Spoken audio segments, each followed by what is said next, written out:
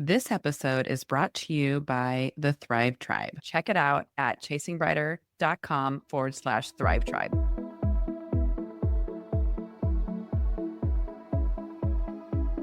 Hey, Kelly, how's it going today? Hi, Jess. It's going okay. It's going okay. I'm like in a better headspace right now. It sucks when things don't go your way and they are beyond your control. And so today is the much dreaded slash anticipated summer camp registration for the Park District of Chicago. And it is insane. Like it opens at 9 o'clock. And as soon as 9 o'clock on the dot is there, you click to register your child. And I did all that for Beckett to get into camp so he could go to summer camp literally a half a block from our house. So he can walk there. It's amazing. It's life changing. He is on the goddamn wait list. You've He's never number had, 46 on the wait list.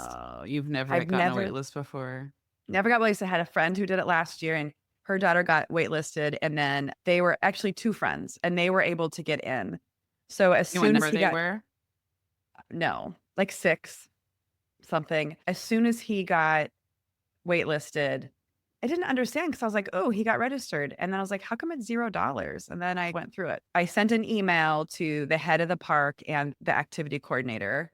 And I was like, hey, we are longtime supporters of the park. We've been in activities pre and post COVID.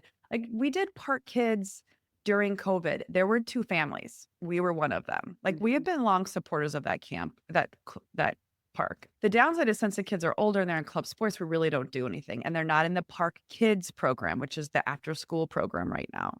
So he may not get in. And that I've just tried to come to terms with that. So you know what? We are very fortunate as a family. I certainly have the means to pay hundreds of dollars for my kids to go to camp. My kids are old enough, like Becca doesn't need to go to camp every day. I have flexibility with work that I can drive him places. So when I think about it that way, I think, oh, maybe it's okay. But the other part of me is like, I bought a house to be by that park to enjoy those amenities, and I don't get to access them because of the way in which it's open for everybody to register their kids to go to that camp. So you don't have to be zoned or live there or anything? Nope, nope. You just have to be able to be faster on the clicker. It's really crazy. Maybe maybe he'll make it, or maybe it's like thinking alternatively or something. Something I try to do with my youngest is just have like weekly play dates with a couple different friends. You know what I mean? So at least it's because I feel like I'm not as structured as you in the summer, but it's like at least like having a friend come over every week and then swapping with that friend. So it's at like babysit swapping. You know what I'm saying? Where it's, oh, drop your kid off every Wednesday. Then I'll drop my son off every Thursday at your house kind of thing. Yeah, I mean, that I'm not ready to process that. Yeah. I'm not sure what we're going to do. I know if I tell him, he's going to be like, okay, like he doesn't care. Yeah. It was just nice having that for days that they could do that. And Wes is doing lifeguarding camp, which is That's cool. we're carpooling with probably 3 or 4 other families so we can get that going. And I can reach out to other people to see what they're doing. I just don't want to drive anywhere. I don't want to be driving Wes over here and Beckett over there and have to be in a rush that summer gets crazy. But I know it's going to Because then work it would be out. like school, right? It would be like school drop Yeah, off. I know it's going to work out. And that's the thing is it's like, I don't want to pay the 100 to 400 whatever dollars a week for these camps that I'm like, I don't know if I want to be committed. Like it's nice when you can pay $300 for the whole summer. It's really expensive here. Anything's expensive, even our park district. I just feel like everything's expensive. It's ridiculous. They should up the price here. Depending on where you go, I think they do actually up the price. But all the other camps, like everything sells out literally in 60 seconds. It is really frustrating. And I don't know how I'm going to process it. Maybe But I think it's that time for a trip to Nona. Send him kicking and Beckett screaming. doesn't, yeah, I know. Beckett's not really Well. into that. It'll be, the thing is, we have our lake house. We'll be Yeah. going there. I know we're going to I'll work through this. It's such Yeah. drama. Yeah. But I think the hard part is for a lot of us in midlife, we're at a point where we are accomplished women. We spend a lot of our time making sacrifices to support our family, and we spend a lot of time managing and mitigating risks.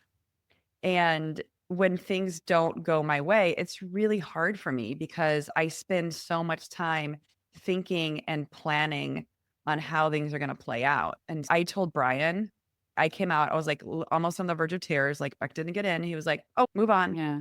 And Yeah. I was like, that isn't, I just was like, okay, I'm not getting support from him, but like he could care less. But guess what? He doesn't Yeah. care because he's Yeah. not in charge. He's not walking the kids to camp or doing all the things. It goes on me. Is that a possibility if you found a different camp and you're like, "Oh, I found this great camp." It does have to drop off. It starts at 6 a.m. I don't know. Yeah, He I think walks yeah, he would walk back to camp every day because it was be on his way to work if it was at Smith Park. But I don't know, and I'm sure the camp counselors are in a pinch, but I think anybody who's on the wait list who has been a long supporter of that camp yeah, should absolutely get in, and I wonder if they even limit the spots yeah. online so that they can pick and choose, And but it's difficult because Beckett is a tween and it's not they don't just bebop along when you tell them what to do and they just do what you say. Because I was even thinking, okay, you could get like a little teen nanny that could just go take him places. I could just imagine him like, yeah, no, I'm not doing that. I think it's difficult. That's a difficult age because basically you don't want him sitting around playing video games all day. You want him correct. doing other things. And Yeah. if talking about the mental load, it's nice to be able to outsource that to a really affordable camp. And it's yes, you can do what I'm doing, which is like arrange all these different things, but that's mental load, mental load. It's just all of this stuff that you weren't planning on having to troubleshoot and figure out on day-to-day basis. And it's a lot. Yeah, I'm gonna ask around, particularly Beckett's soccer team, because most of his classmates were Mhm. probably they were trying to get into Smith Park too. Everyone who lives around here is trying to get You're gonna in. start your own park. Yeah. And the school has something too that's free that I could probably work through. But yeah, it's just something to do. I think the Mhm. thing that about that camp is it's not the greatest. It's not like amazing like these thousands of dollar camps, but that's a point is the kids have to like muddle through to figure out ways to entertain themselves day in and day out, which I love too. Wow. Anyway, I don't want to dominate the conversation with that, Jess. Other than that, you know what? Spring has sprung finally, and it makes me so happy. I'm really trying to get out and be active every single day, whether it's also just working out. But I just feel like this change of the weather is really motivating me to continue to just keep some movement going. We like have had a very weird spring. We always have a lot of wind before the temperature changes. It just seems like it was very windy for a very long time, and now it's like in the 90s. Like that's what happened. But it's still our temperature because we always have so much sunshine. It jumps 20 to 30 degrees from the morning till about 5 p.m. And so it'll be 65 in the morning. So it is very nice in the Are mornings here, you but then what it's about the hot. pool? Is it pool weather? Perfect. Yes, Gabby can't go in the pool yet. Justin is saying Friday she'll be able to go in the pool because of her stitches and her surgery and Oh, soaking it. okay. And so she's dying. He's in a fight right now. It's a mental fight that the neighbors don't know about, but we have this older couple that live behind us and they have this giant tree that's like dying. I don't know what is happening. But starting last year, its leaves just pour into our pool. So we've been at our house for 15, almost 16 years and only last summer and Oh, now. So Justin has made the pool gorgeous. He spent all weekend just making it crystal clear the last 2 weekends. And then he came down this morning and he's like, where did those leaves come from? It's fighting. And so the reason it's a fight with this couple is because, again, we've lived here a long time. And a few years ago, we were having a party and the kids were outside and it wasn't 10 o'clock yet. And the old man yelled at the kids and told them to go get an adult. And I came out and he was like, I can't even hear my TV. And they were literally just, it was like the noise of a playground, right? And it was 9:45. And I was thinking, sir, we've lived here 13 years and you're going to yell, but you know what I'm saying? Because one time, whatever. So then we had issues with Dominic hitting baseballs over there. So then they got really pissed off with the baseballs and yelled at Dominic about the baseballs. I don't remember if they came to our front door, So we moved where he hits balls. We do have a net. We moved where he hits the balls. And then the lady came knocking on the door and Gabby answered and she was like, do you like yelling at Gabby? Do you have a parent? And she was like yelling, there's a baseball. There was a baseball in our yard and my husband's in the hospital. I don't know. She was just like yelling. And so Justin's what? So Justin leaves. He walks over there, knocks on the door. She was very short. And so Justin was like towering over her. And she was like, totally changed her tune and was like, oh, our Justin was like, my son doesn't hit his baseball anywhere that way. We've talked to him. He's very careful about it. And she said, oh, they clean the gutters. So it might have just been a baseball that came from the gutter. It was like they were looking for a reason to yell at us.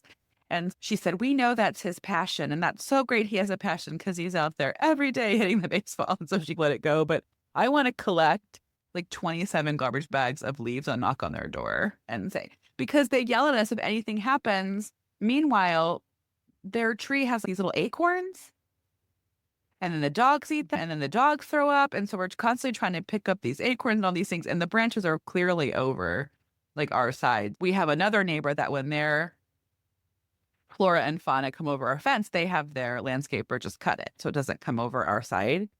But it's like this giant tree that's just, it's like black. It's so dead. Like the bark is black at this point and it's just pouring leaves in our yard. So anyways, that's what's happening over here. Can you have your landscaper cut the tree? Yeah, we could, but I think that's rude. I think you should talk to them. Yeah. Yeah. But at least you But can she raise said it. she Does just she got out know of the that? hospital. So when she freaked out on Justin, it was really like, again, I love the 4 agreements. What other people do and say has to do with them and not you. Her husband was in the hospital and she said she just got out of the hospital. And I think she just wanted something to do. And she found a baseball in her backyard and wanted to go because she was like telling Justin she got out of the hospital and just like all of this stuff. And it was like, you found a baseball and just marched over to our house and started yelling at them. It was probably from your gutters, That's probably from like 5 years crazy. ago. And I just think it's more, they're older, more isolated anyway. So that's our battle with the leaves. I would love to poison their tree or chop it down. Or so when you have a pool, even though it's wonderful, sometimes you have neighbors that don't care for their stuff and we've got the leaves. But hopefully we'll be in the pool this weekend. This So is later than nice. ever. We've Fun. always been in the pool. Gabby's birthday, April 4th, and we haven't yet. And she started her PT. She is healing. That is going well.